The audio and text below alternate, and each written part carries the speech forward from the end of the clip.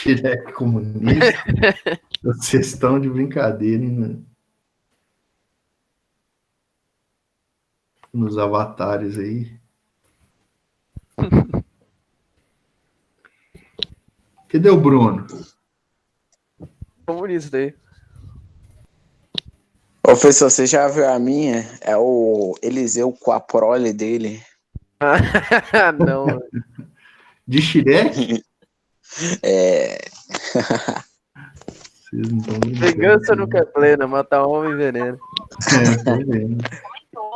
Foi pra você que estava no auge da carreira, um cara super bem sucedido, um jogador comentado no mundo inteiro.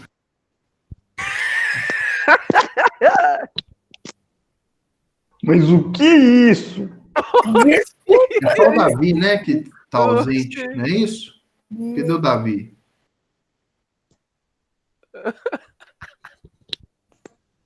O resto tudo presente. Estamos fechando a chamada aqui, bem tranquilo.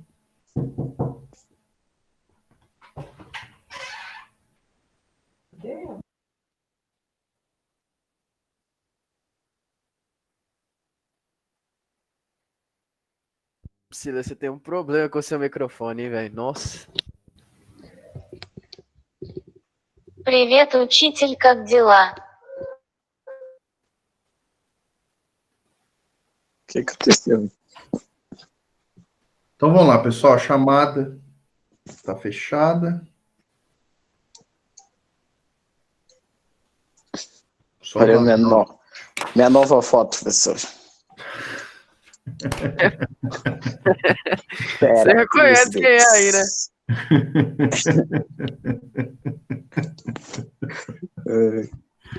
Ai, velho, Очень хорошо, Джон, твой вломился. vocês não têm limite, não. Agora, o mais engraçado de todos é o bigodão. Sempre vai ser. É, o bigodão não tem como se poeirar, não, né? O Essa é bigodão tá muito boa, insuperável até o momento. Vamos lá, né, pessoal? Vamos para o conteúdo, matéria de sociologia. Última aula da semana. Amém. Posso ouvir um amém, um aleluia? Bem. Amém, aleluia. Amanhã, pizza, eu tô Depois com muita dessa vontade de aula comer pizza. começar o período de descanso do fim de semana. E isso é muito bom, né? Pessoal, módulo 3, ou capítulo 3 de Sociologia, nós vamos falar do Karl Marx. Eu comentei a aula passada, né? Nós já introduzimos a revisão sobre Karl Marx, falando que foi um conteúdo bastante tratado ano passado com vocês no campo da filosofia, né? Nós trouxemos bastante considerações sobre os principais conceitos de Karl Marx, né? A ideia sua de materialismo histórico, o seu conceito de alienação, de luta de classes, de mais-valia, de comunismo, de estrutura e superestrutura.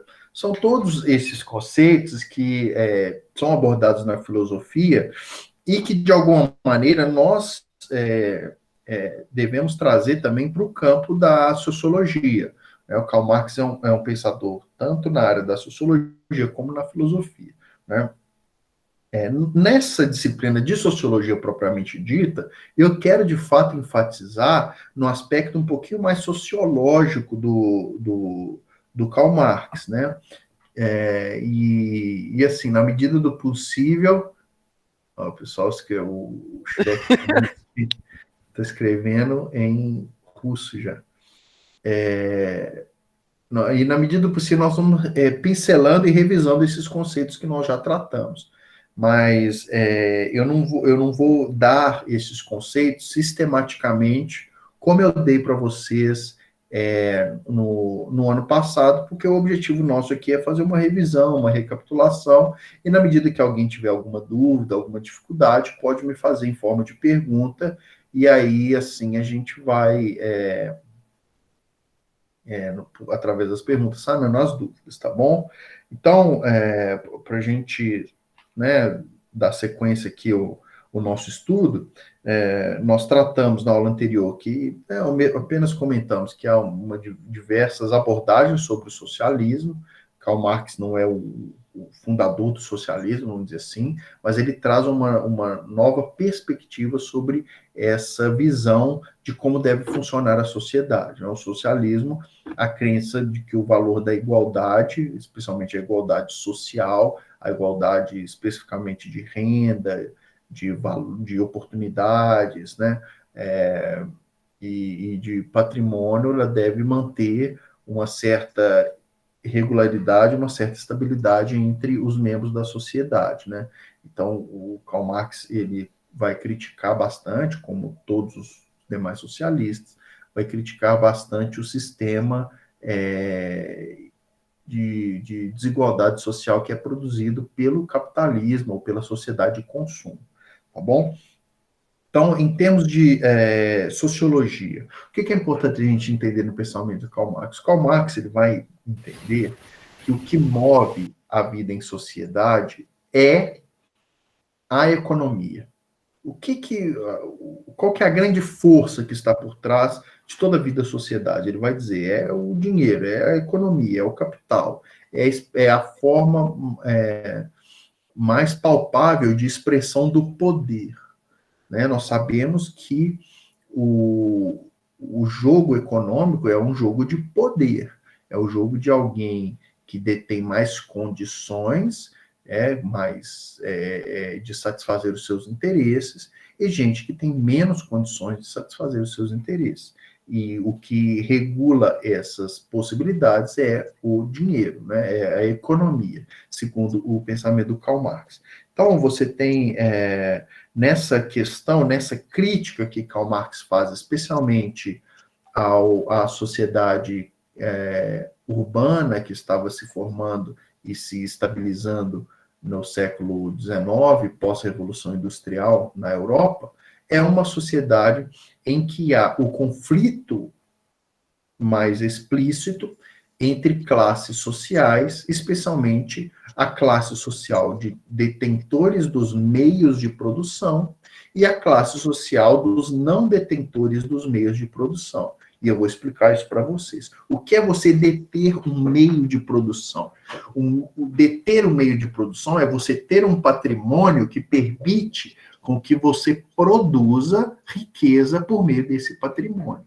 Então, se você tem um terreno, né, se você tem uma propriedade privada, um lote, uma fazenda, e por meio dessa fazenda você obtém recursos, você planta, colhe e consegue vender esses produtos, você tem, né, vamos pensar numa economia de uma fazenda, você tem o cultivo né, de alimentos, você tem a agropecuária, né, o cultivo de animais, em que você vai extrair desses animais recursos que vão servir para te gerar finanças, para te gerar renda, né? Então, você tem um meio de produção. Na sociedade capitalista, o grande meio de produção é o capital, é a grana, é o dinheiro que vai fazer com que você consiga estabelecer uma empresa, construir, adquirir máquinas de produção e, por meio dessa empresa, obter lucros. Então, por um lado, há pessoas que têm recursos e, por outro lado, há pessoas que não têm recursos. E o que elas precisam de fazer para se manter nessa sociedade? Elas precisam vender o seu único bem, já que elas não têm meios de produção. Professor, em qual página o senhor está? Eu estou na página 27, tá? Obrigada. Olha aí, eu vou começar a falar meios de produção, olha. Então, eles não têm os meios, né, de produção, a única coisa que eles têm é o seu trabalho, é a sua capacidade produtiva. Então, o que eles vão fazer? Os trabalhadores, eles vão vender o seu trabalho em troca de um salário para que eles tenham uma condição de subsistência, já que o salário, especialmente nós estamos falando aqui da sociedade industrial do século XIX, era um salário baixíssimo. era um salário de operários, que viviam em condições precárias e trabalhavam, às vezes, 12, 14 horas por dia, em condições insalubres, sem nenhum direito trabalhista, né? E eram totalmente descartáveis, adoeciam bastante, né? Você tinha também o trabalho infantil muito presente, às vezes crianças de 12 anos já iam para as fábricas trabalharem para ter uma renda, né, ridícula, de baixa. E você tem todo um contexto de injustiça social que foi produzido na Europa na Revolução Industrial, que vai gerar uma inquietação em Karl Marx, e ele vai permitir, então, que Karl Marx faça essa leitura do capitalismo, né? Então, você tem um jogo de forças, e aqui é importante, nesse viés sociológico que nós estamos trazendo do pensamento de Karl Marx,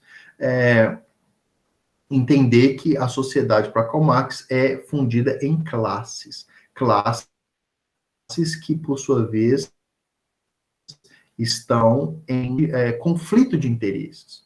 Por quê? Porque, em linhas gerais, obviamente, um patrão, para que ele tenha uma empresa de sucesso, ele precisa de obter o maior lucro possível. E como ele tem o maior lucro possível? Fazendo com que os seus empregados trabalhem o máximo possível e ganhem o menos possível.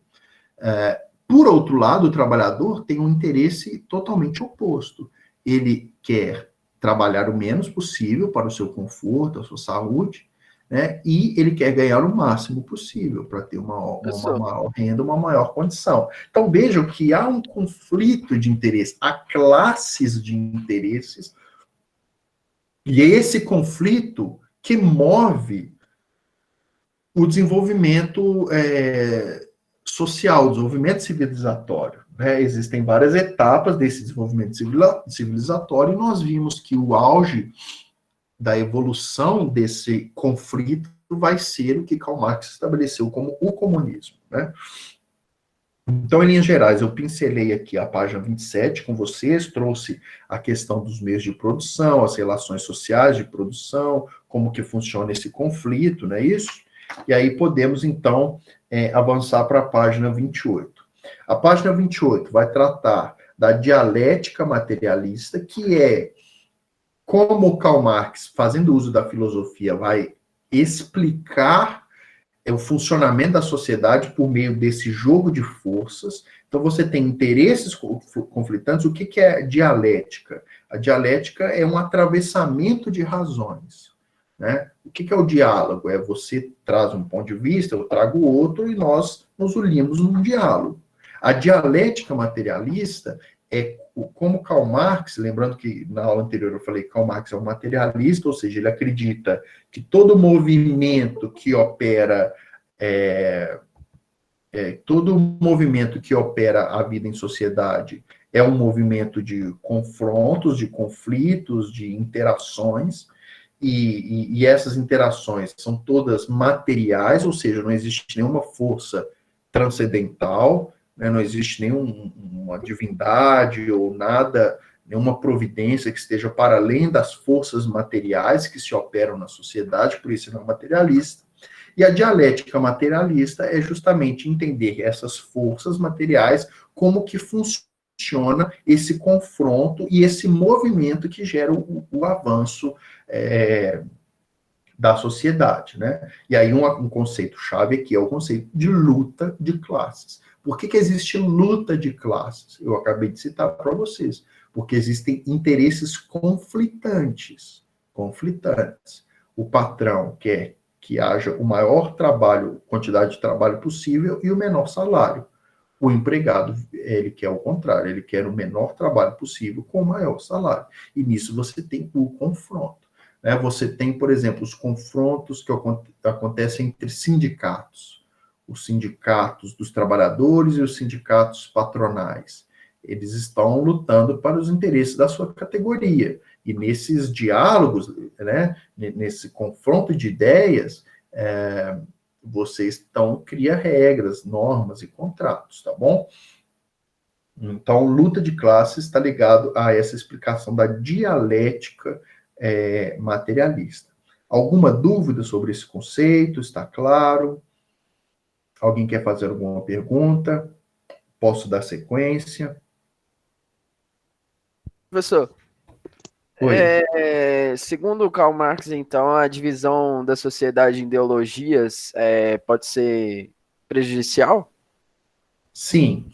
Aí, o que acontece? O que é a ideologia? A ideologia nada mais é do que uma forma de se manter o status quo. Então, você cria discursos, você cria argumentos para fazer com que quem detém o poder se mantenha no poder. E no caso do capitalismo, quem detém o poder é quem são os donos de capitais. Né? Em outras palavras, assim, simplificando bastante, obviamente, os patrões, os donos de empresa, os ricos, os que têm grandes ações em bolsas de valores, que dependem das empresas para obter renda. Então, você precisa de manter essa condição de exploração. Né? Você precisa de manter os trabalhadores ganhando o menos possível e trabalhando o máximo possível. E como que você vai fazer com que essas pessoas permaneçam nessa condição sem se revoltarem? Você vai criar ideologias, você vai criar crenças, tradições, discursos que vão fazer com que as pessoas se mantenham nas suas condições de exploradas. Então, Karl Marx vai dizer que uma espécie de alienação é a própria religião. Ele vai dizer que a religião ela tem um papel de gerar um certo conformismo, uma acomodação do ser humano, né, de achar que ele não deve, ele não deve lutar pelos seus direitos, ele deve aceitar a vida como ela é, ele deve se, né, não pagar, né, não ser uma pessoa violenta, ele deve ser uma pessoa pacífica, uma pessoa tolerante, e isso acaba gerando uma certa acomodação e permitindo, então, que o sistema de exploração continue. Lembrando que isso é a visão de Karl Marx, obviamente, né? Uma outra questão, o próprio consumismo. O consumismo é uma forma de manter as pessoas empregadas trabalhando, né? Hoje nós temos um consumismo muito grande com smartphones. Então, às vezes, pessoas trabalham em trabalhos extremamente indignos, em condições muito ruins, porque elas têm um sonho de, sei lá, de ter um aparelho celular de última geração, ou porque elas têm um sonho de usar uma roupa da moda, ou porque elas têm um sonho de, sei lá, comprar um bem.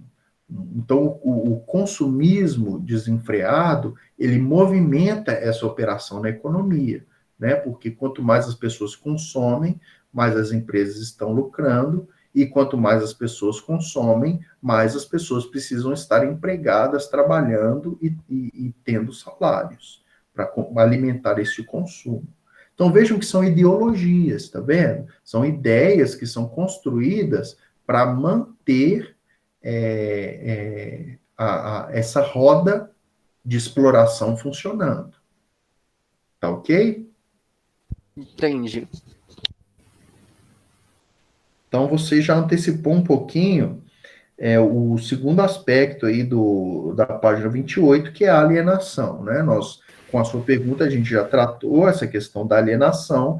Podemos, então, no finalzinho da aula, agora falar da mais-valia. Mais-valia é um conceitozinho que eu cobrei, né? Se vocês lembram, eu cobrei na prova de filosofia do ano passado, né? Quem foi meu aluno do ano passado aí deve se lembrar o conceito de mais-valia, mas, em linhas gerais, a gente pode afirmar que a mais-valia é justamente este lucro que o patrão obtém por pagar o trabalhador um valor menor do que, de fato, valeria o seu trabalho. Vocês lembram desse conceito, pessoal? Quem lembra aí? É tipo que ele ganha em cima de um trabalho escravo? Não é um trabalho escravo, mas é um trabalho que é explorado. Mas a pessoa vai ganhar menos do que ela deveria? Exatamente. Isso não é considerado um trabalho escravo, não? Não é um trabalho Escravo é escravo. assalariado, isso é Porque ele propriedade. tem um salário. O trabalho escravo ele não tem salário, mas é um trabalho que explora. Né? Assim como o trabalho escravo é um elemento de exploração aí, né? Mas é uma exploração remunerada. Vou dar um exemplo para vocês. Eu sou uma empreiteira, uma empresa que constrói casas para vender, tá ok? E para construir a minha casa, eu preciso contratar pedreiros, para que eles façam a obra, tá certo? E também preciso contratar um arquiteto e um engenheiro. Então, um pedreiro, um arquiteto e um engenheiro. Vou construir a minha obra. Como que eu, empreiteira, vou obter lucro vendendo essa casa que eu vou construir?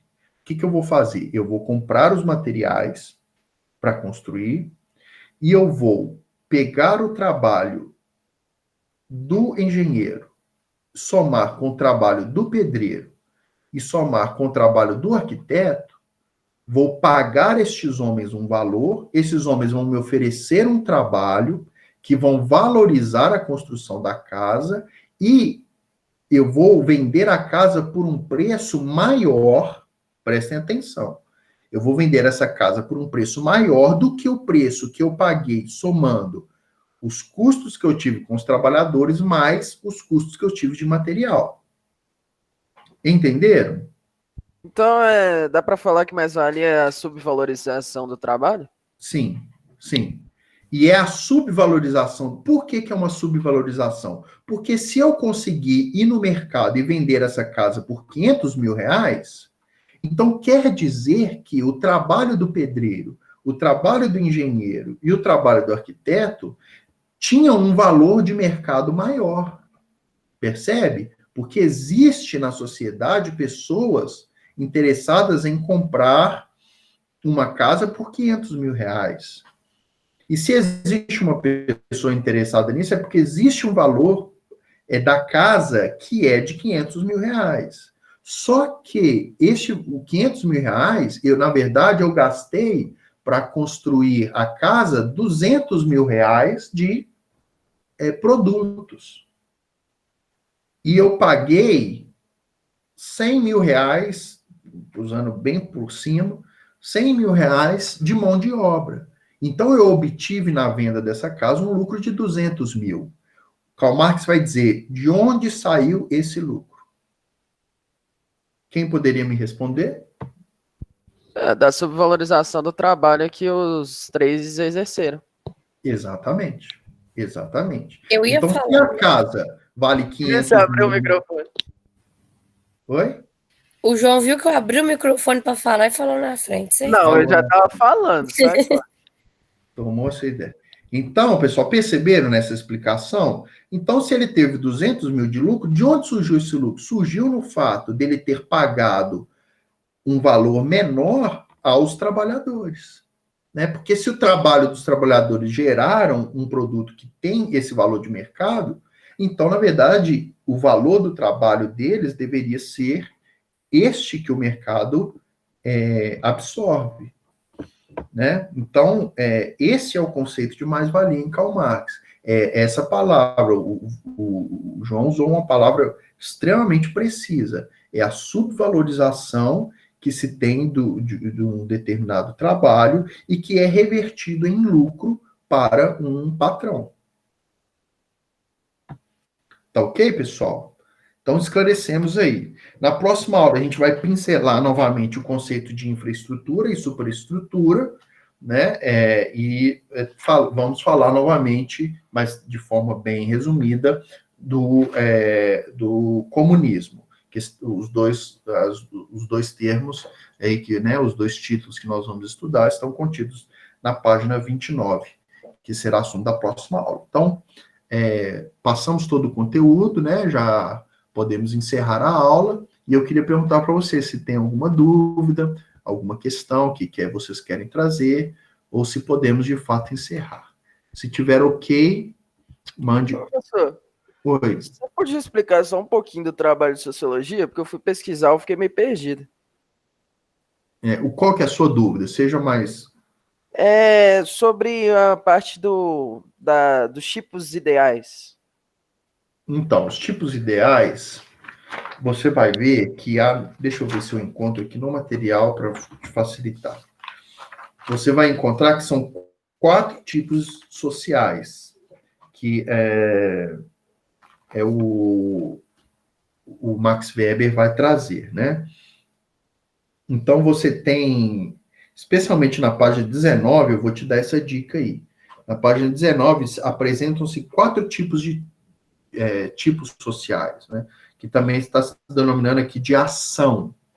Então, você vai usar isso, vai pesquisar na internet aí, vai pesquisar uma explicação mais profunda para transformar isso numa dissertação.